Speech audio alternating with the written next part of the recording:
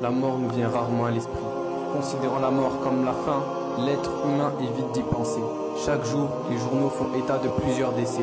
On croise fréquemment sur son chemin des cortèges funèbres.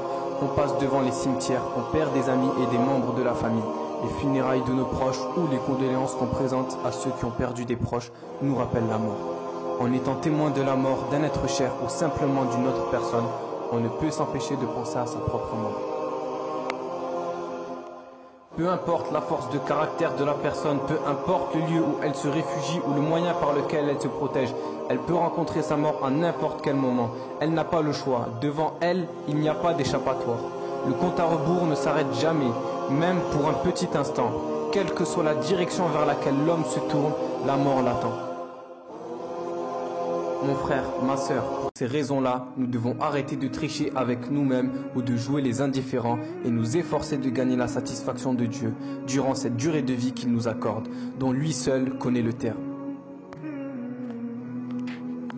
Sachez que notre prophète Mohammed alayhi salatu wassalam nous a dit que l'un des moyens de se prémunir contre le durcissement du cœur est d'atteindre la piété et de se rappeler souvent de la mort.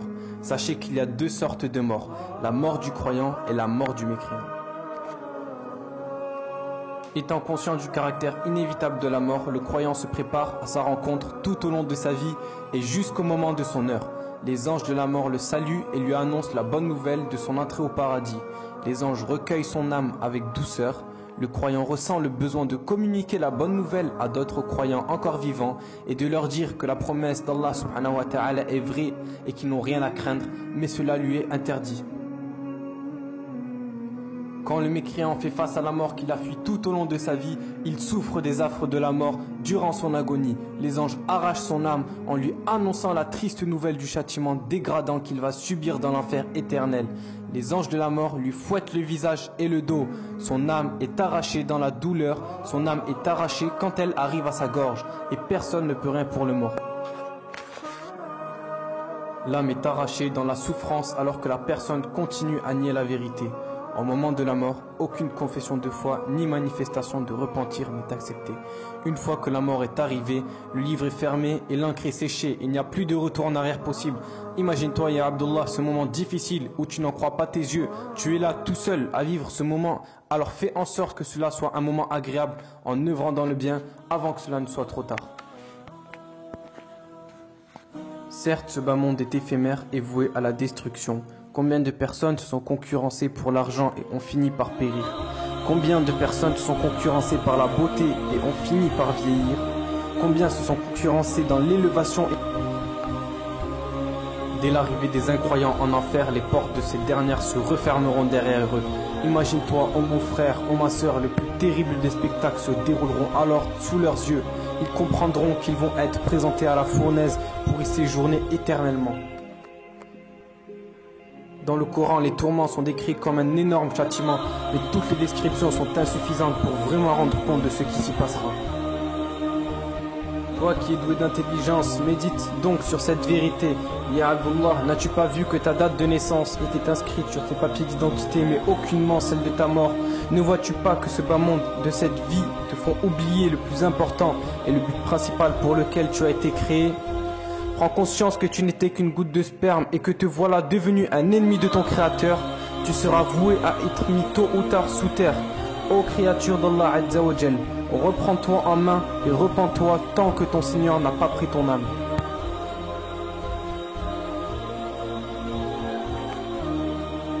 Combien de gens vivaient sur terre dans le luxe sans s'attendre à une mort qui venait de frapper à la porte et les voilà portés disparus sous terre? Médite sur le nombre de gens qui sont morts et qui meurent autour de toi. Sache que la mort n'a pas de critères pour te prendre. Elle ne regarde pas ton âge, ni ta situation, ni ton rang social. Elle vient dans les moments les plus inattendus, le sais-tu? La porte du repentir est ouverte et celle du raisonnement aussi. Mon frère, ma soeur, ouvre ton cœur à la foi en Allah Azza wa Jal et wallahi que tu trouveras le réel bonheur. Une vie en enfer est une vie dont chaque instant apporte son lot de torture et d'angoisse, aussi bien sur le plan physique que sur le plan mental et psychologique. Toute comparaison avec quelconque détresse d'ici-bas est impossible. Les gens en enfer percevront la douleur avec l'intégralité de leurs 5 sens. Leurs yeux verront des images répugnantes et terribles. Leurs oreilles entendront des cris et rugissements effrayants. Leurs nez respireront des odeurs fortement nauséabondes. Leurs langues goûteront à des nourritures insupportables. Ils ressentiront l'enfer au plus profond d'eux-mêmes. Cette souffrance globale sera si exaspérante que nous ne pouvons même pas nous en faire une idée approchée. La peau, les organes internes et le corps dans toutes ses composantes subiront des atteintes inouïes et les gens du feu se tordront de douleur et ne pourront jamais mourir. Aucun échappatoire, une vie sans fin et des souffrances éternelles. Les principales caractéristiques de l'enfer sont ainsi des odeurs dégoûtantes, un bruit permanent et l'omniprésence de fumée. Ce spectacle déprimant imprègne les âmes d'une grande insécurité. Le rang de ces gens-là sera nettement inférieur à celui des animaux ici-bas, leur seule nourriture étant constituée des fruits d'un arbuste épineux et d'un arbre appelé az-zaqoum, d'une amertume et d'un goût insupportable déchirant les entrailles. Leur boisson sera constituée de sang et de pu bouillonnant.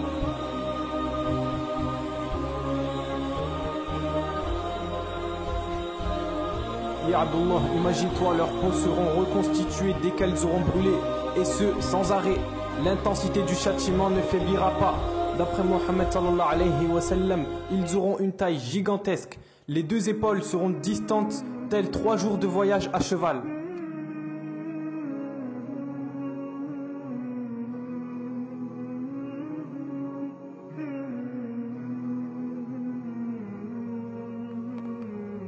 Leur corps sera agrandi de manière à ce que le châtiment soit accru. Ces derniers seront enchaînés et fouettés, les mains attachées à leur cou, ils seront projetés au cœur de l'enfer. Ils ne cesseront de gémir et de crier pour être délivrés, et comme réponse ce sera le plus souvent davantage d'humiliation et de torture. Ils seront laissés seuls avec leur angoisse.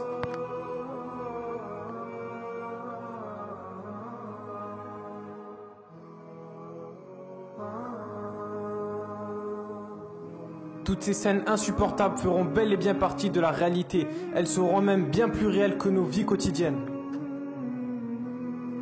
Sachez que d'après le prophète Mohammed alayhi salatu wa salam, le jour du jugement dernier, Allah azza wa jal dira à Adam alayhi salam de prendre de ses enfants ceux qui sont voués à l'enfer.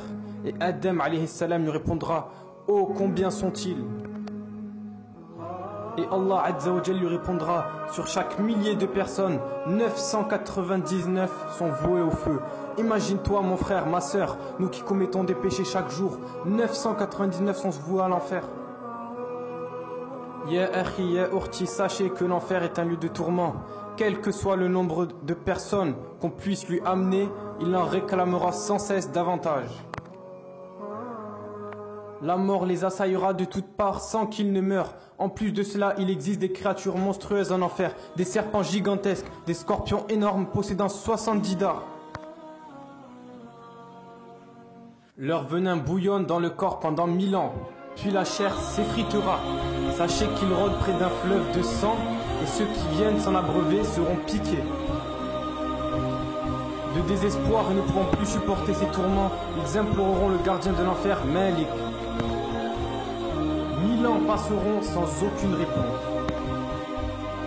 Et ils crieront: ô Malik, que ton Seigneur nous achève.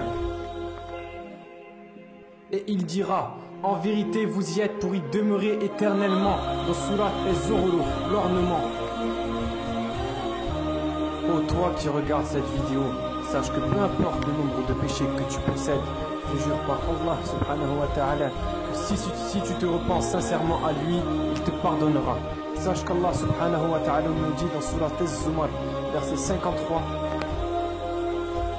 قل يا عبادي الذين أسرفوا على أنفسهم لا تقنطوا من رحمة الله إن الله يغفر الذنوب جميعا إنه هو الغفور الرحيم. Ce qui signifie: ô mes serviteurs qui avez commis des excès à votre propre détriment, ne désespérez pas de la miséricorde d'Allah, car Allah pardonne tous les péchés. Oui, c'est lui le pardonneur, le très miséricordieux. Je tiens donc à lancer un appel à toutes ces sœurs qui se dévoilent au bout de quelques mois, alors qu'Allah subhanahu wa ta'ala est avec les endurants. À toutes ces sœurs qui fréquentent des garçons de trop près sans aucune raison valable.